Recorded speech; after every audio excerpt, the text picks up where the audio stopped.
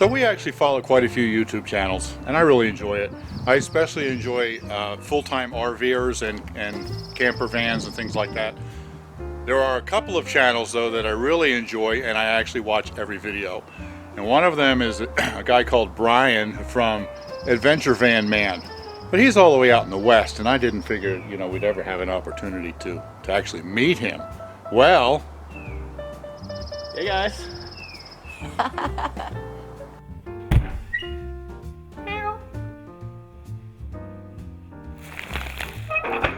Tinyhouse Prepper.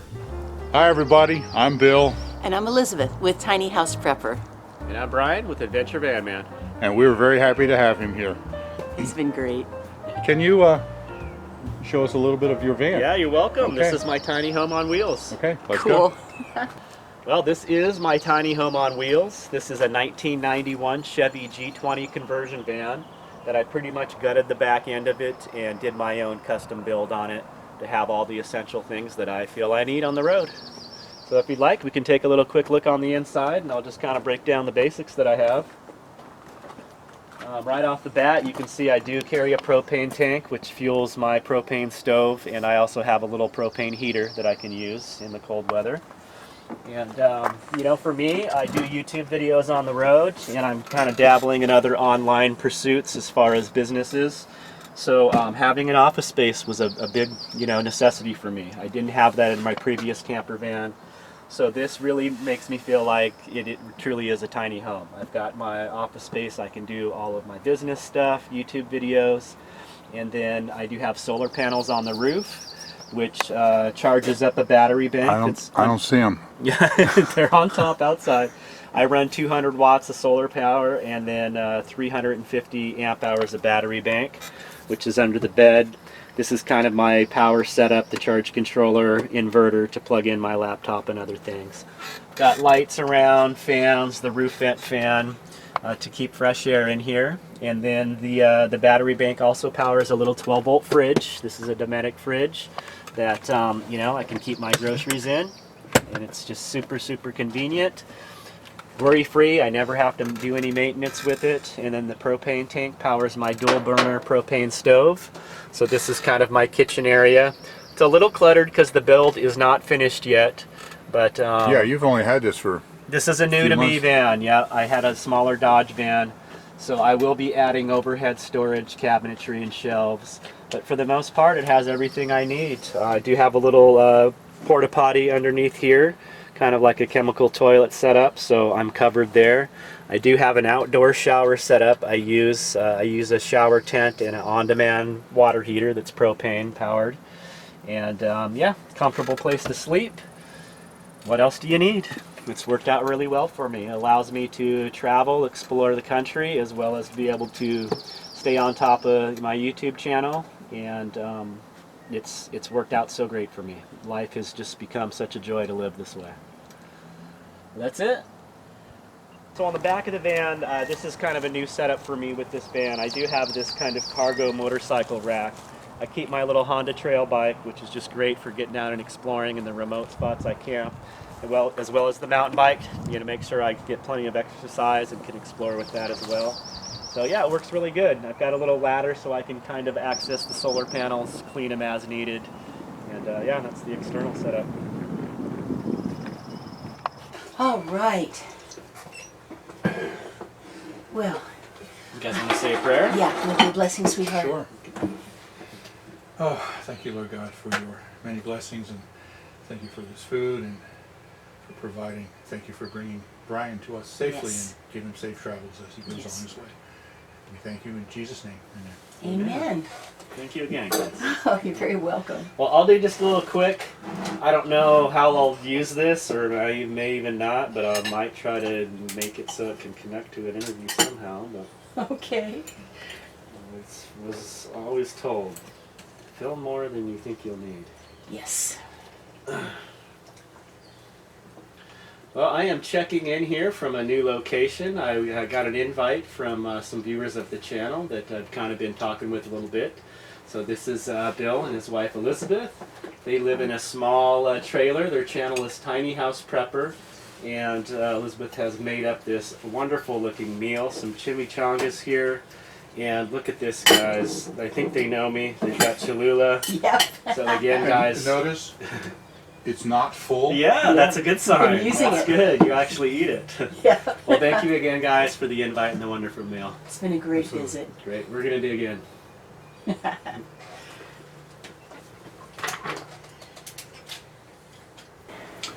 So, Brian, I'm so glad to meet you. So happy to have you here. You know, you spend most of your time in your van in the Southwest. I never imagined that you would ever come this way and I get to meet you. And we're just really enjoying having you here. Well, again, Bill, I have to thank you guys for reaching out. I know I've been watching your videos on YouTube for, geez, it's been over a couple years now. And yeah, it's been a pleasure so far. And I just appreciate you reaching out. It means a lot to me. Yeah. You know, I really enjoy meeting any subscribers that I can, whenever I can. But I especially enjoy getting together with other YouTubers.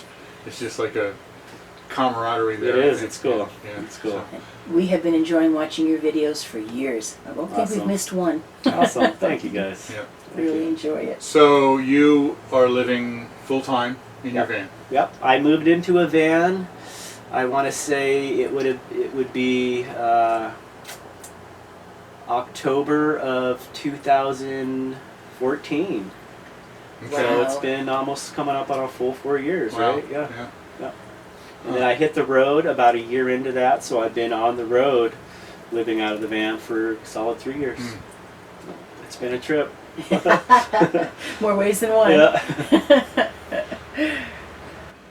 So I'm constantly amazed as I watch your videos at how many free campsites and places you find, especially in the Southwest, or places that only cost you a few bucks or $10 or something like that. I know that there's a lot of BLM land out there that's free, but how do you go about actually finding all of those different places? Do you have like different kinds of apps that you use? I do. I do have a couple resources I use. I do have the benefit of being from the Southwest. I'm Sure. from San Diego, California.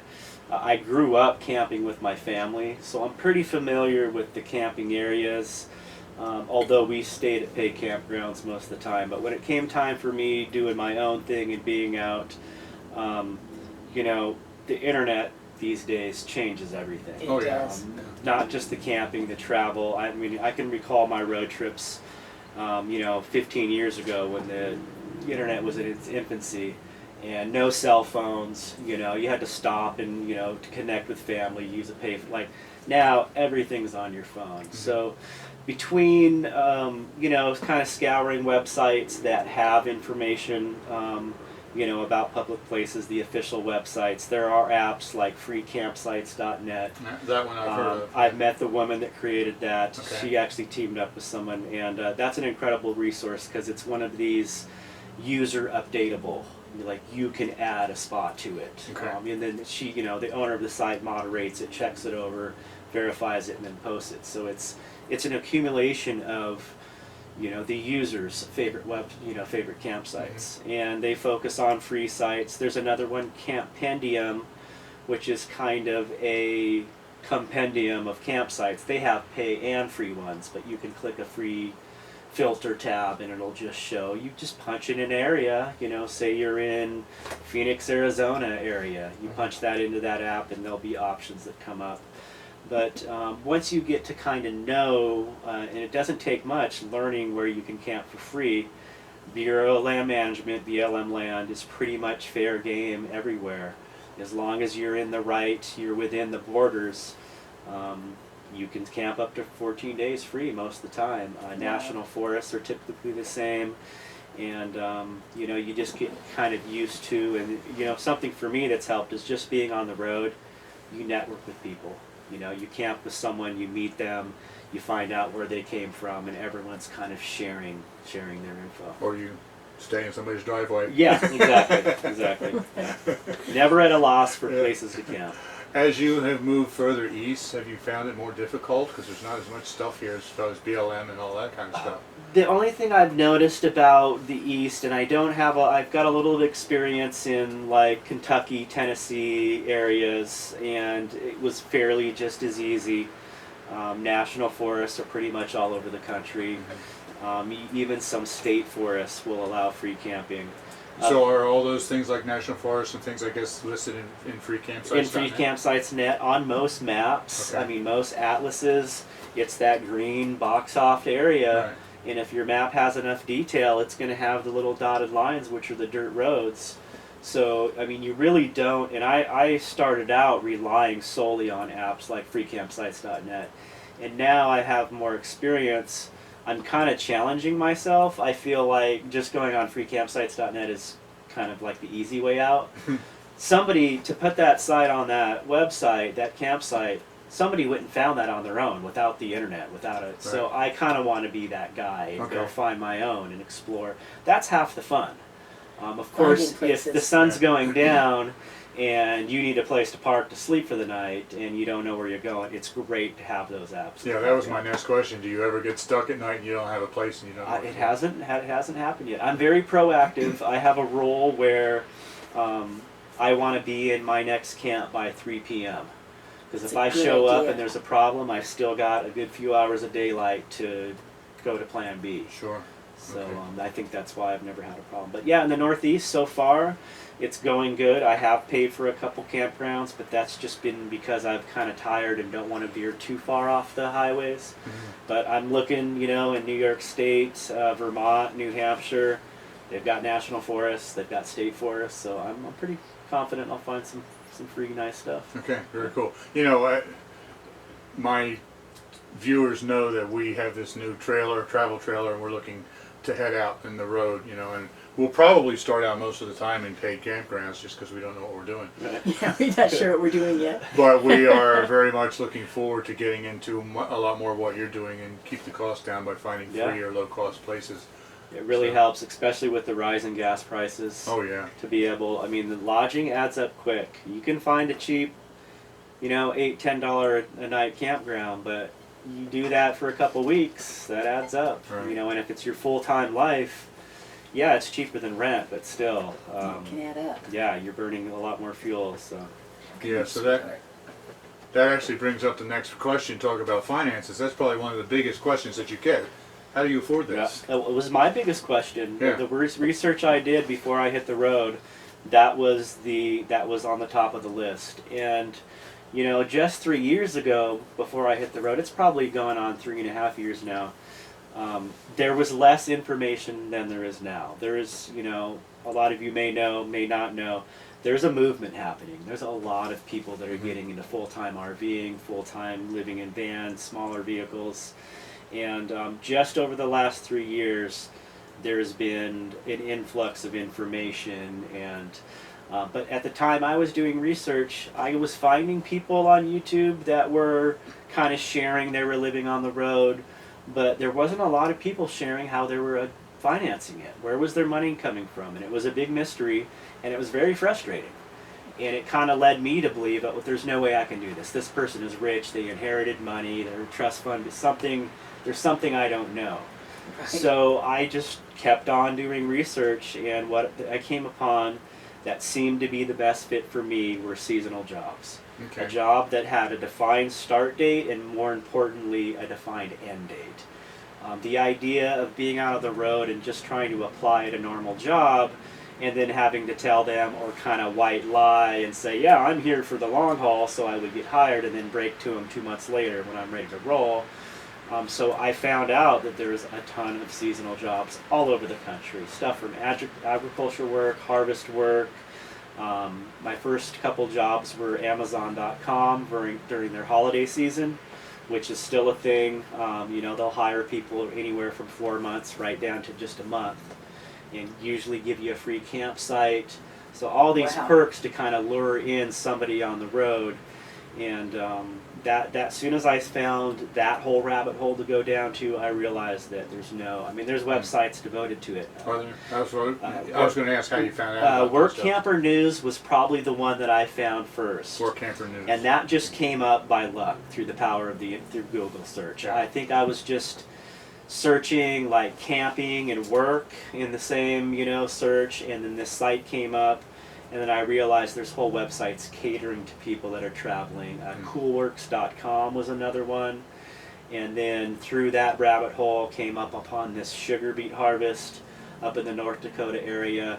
And these were all jobs offering decent amount of money in a short amount of time with a place to park your rig.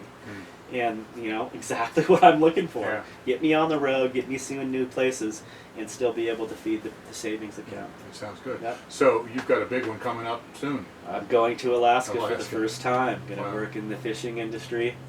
It's going to be, I'm super excited. And that's for like 2 years, right? Two months, 50 2 days, months. just under 2 months. All expense paid, airfare to get out there, feed me, place to sleep. How can I turn it down? Right. You know. It's going to be so beautiful there. Yeah. Oh my goodness. So you spend a lot of time on the road, you have a lot of experiences, you probably meet a lot of people. So what do you think is one of your best experiences that you had, and also maybe one of the worst experiences that you've had? Well, there's definitely been a lot of good experiences, and there's been very little bad experiences, fortunately for me. So to start with the best, you know, as far as being out and doing the traveling thing and seeing beautiful places, it's really hard to pinpoint. People ask me, you know, what's the most beautiful place you've been to? And for me, it's very, it's not the place. It's the time frame. It's what's going on with me. So it's very subjective to... So I think more than anything, it's not the places and the beauty of this beautiful planet, but it's the interactions with people. Always. That's usually what defines my experience in a place. I'll remember the interaction with somebody I met just out boondocking or in town, and that's usually what it comes down to. And for me, it's the genuine interaction with people, connecting. Because for me, and I think a lot of people interested in traveling, the number one question I get is like, are you lonely? Or Yeah, because you travel alone. I do travel alone, but it's surprising how many people that I actually have a really good connection with in a short amount of time. And, a story I was, you know, discussing earlier, I was at this fairly large gathering in Quartzsite, Arizona that's held there annually. And I have this unique experience of being out on the road, but I'm also documenting it and sharing it with the world on YouTube. Right. And that has its own thing. So between the two coming together, you know, a lot of the reason why I make these videos and document is to inspire people and to give them hope that there is a different way to live. And when I get a direct interaction with somebody that's been impacted by what I created and put out there, that sticks with me and solidifies the whole deal. And you know, I don't want to put anyone on the spot, but there was a specific incident where a woman approached me and let me know how much the videos I put out got her through the tough time at her last 2 years at her job before her retirement.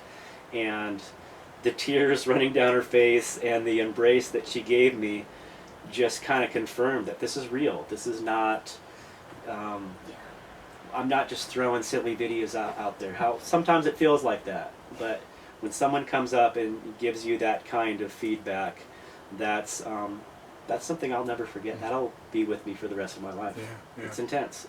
We've had some experiences like that too, especially with the YouTube, where people, you know, tell us in the comments or something how much they were blessed by something that we did or how it had helped them get through. And it's always just it's kind of like what makes you want to keep going. Yeah, you know? yeah, for sure.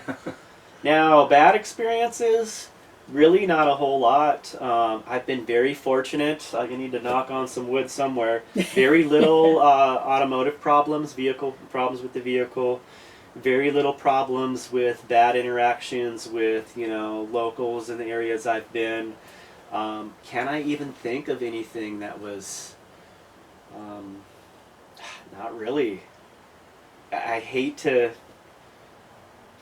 admit it, but it's been for the most part good. I think I'm glad you could admit that. the standout moments that were maybe down times were maybe just an accumulation of things where maybe I was really missing someone from my hometown, combined with the fact that where I was camped there happened to be nobody else.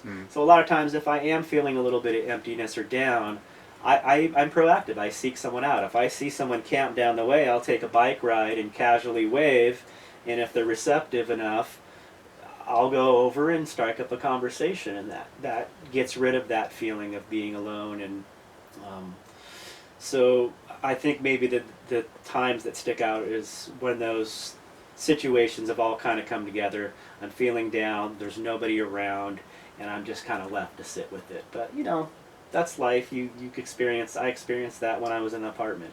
So Right. Yeah, that's not necessarily a factor of no. Wow.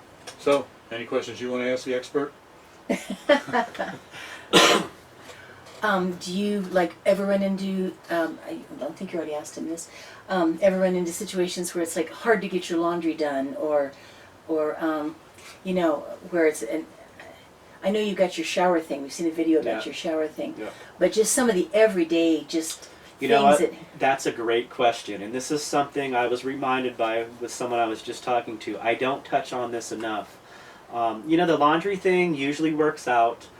When I rented in San Diego, I don't think I ever had a place that had a washer and dryer. I always went to laundromats, so that I'm used to that. And you can find a laundromat in almost every city, even small towns. But one thing that I don't talk about enough is your supply of food and groceries. Now, for most people, and this is how I operate, I get in the routine of consuming pretty much the same kind of things on a regular basis.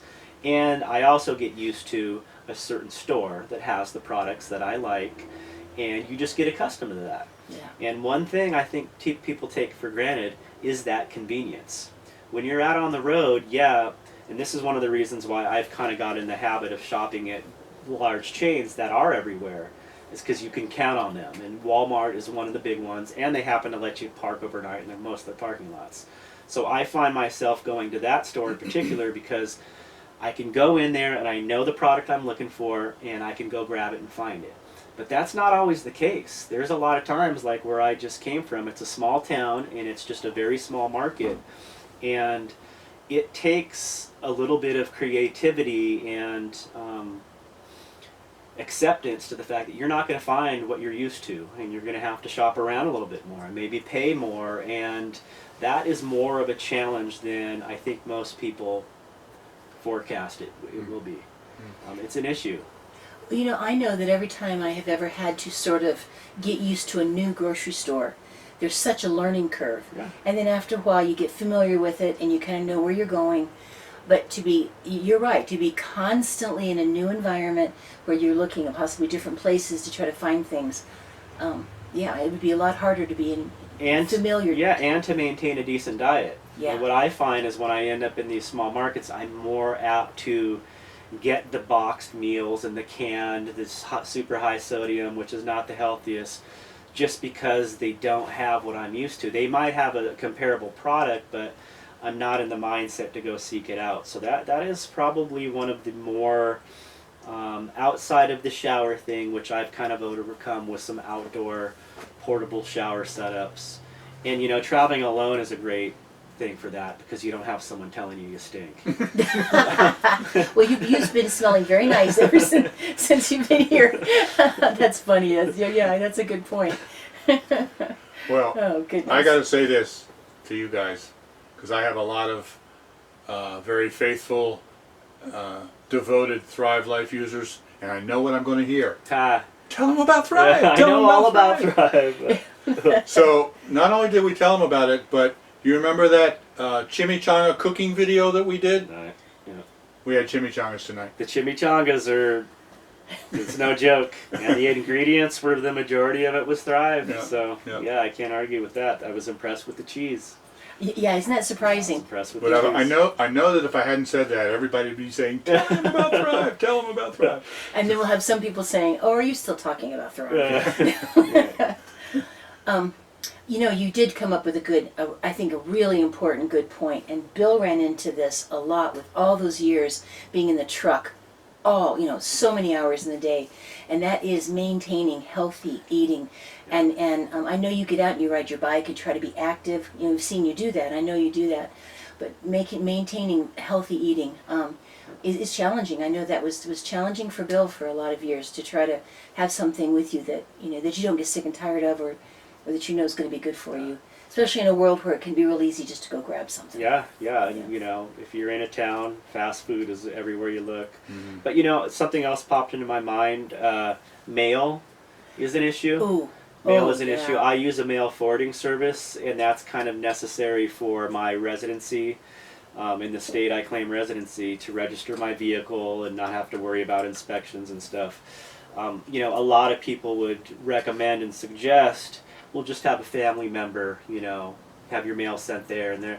And I did that for a while, and although my parents would probably gladly accept my mail and, sort through it and help me with that, I just had this mentality of not wanting to burden anyone with any, I wanted to do this without, it's not that I don't want people's help, but I wanted to kind of prove to myself that this can be done without any, and that was the solution for me, was to find a mail forwarding service, which isn't, a perfect solution. It's kind of still a hassle. I have to have stuff is sent there, and then it has to sit there till I'm somewhere I'm going to be long enough. Right, you can probably get your mail when you're at a work camp job. Yes, I can have it But sent when you're on the directly. road, you're not anywhere long enough to have it sent. Yeah. So I do, most of my bills are all, paperless, but, there's still times where I need to have stuff sent to me. Online shopping stuff is usually much cheaper, much more available, so you can save money by ordering something through something like Amazon, but then I have to figure out how to get it sent to me, and plan and time, and it's, a quality problem, but it is a bit of an issue. Yeah. That is a really good thing to bring up. It really is. Well, I've thought about that in terms of making sure our bills can be set up so I can pay online if possible, and try to get it as streamlined as we can. I think that you really said something that I think is, I kind of found this to be important with having to live in a very tiny place, but also with you living in the van and being on the road, and that is the whole idea of being proactive. Yeah. You have to think about what you're going to need ahead, and make sure that you are planning for that, so that you don't get caught short without some place to stay, or without the food you need, or your mail, or whatever. And with us just taking the money that we have and being able to make it work the way it is, and the way we're living our life now, and hoping to be on the road some, life can't just happen to you. You've got to choose and make good decisions. But it does, I will say this though, with all that, it does start to become second nature. Oh, sure. You just really, I've fallen into a kind of pattern of habits that I'm very, for the most part, and it's surprising, I do get so comfortable that I have to remind myself how kind of freaked out I was before thinking about this. Yeah. That day when it comes, when I break away from my hometown and I'm just out there, and it's less stress than I ever thought it would be. I've got less stress in my life now than ever before. And, and it's not abandoning responsibilities. I feel like I have to be more responsible today than when I was maintaining multiple vehicles in an apartment and holding down a business and job. I feel like I have to be more responsible out here living simply for me to be content and happy. But it's fulfilling. It's highly fulfilling. It's like this everything is, all the cause and effects in life seem to be much more upfront. And that, I really get a kick out of that. It just seems like a just much more organic, natural way to live. I'm happy out here.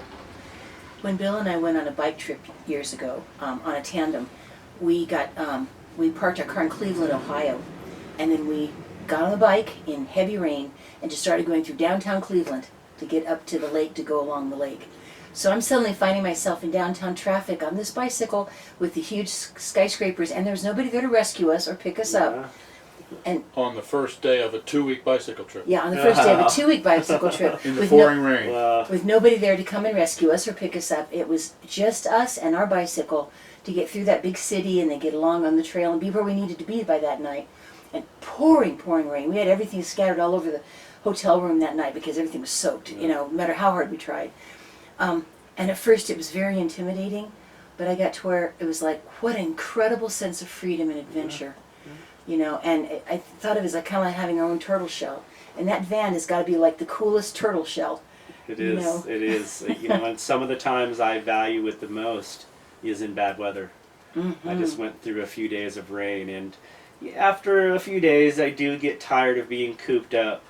But for the most part, I'm very grateful, and you get that sense of the security that it offers you. You know, there's you hear the rain beating down on you, and you're in there dry, and I've got, you know, my laptop and entertainment and musical instruments, and trust me, I've tent camped in bad weather, and having a hard-sided vehicle is a world of difference. Yeah, we can hear the rain also in our little RV trailer here that we live in, and I love it. I love sleeping in the rain, and it's even more so in a van. Yeah. But as long as the wind's not blowing, so you're going like this, Yeah. Well, you know, in a big house, you know, which we lived in most of our life, you're kind of disconnected from whatever's going on outside. You really are. Yeah. It's kind of cool living in something where you are really connected with what's happening outside. Yeah, it's neat. You know, I like that. Well, Brian, I've really enjoyed talking to you. Thank you for taking the time to. Oh, thank you guys. It's my really pleasure. nice. It's my pleasure. Yeah. We've so looked forward to this. Yeah, it's been great to get to know you guys a little bit and learn more about your story, and I really appreciate it. Yep. Alrighty.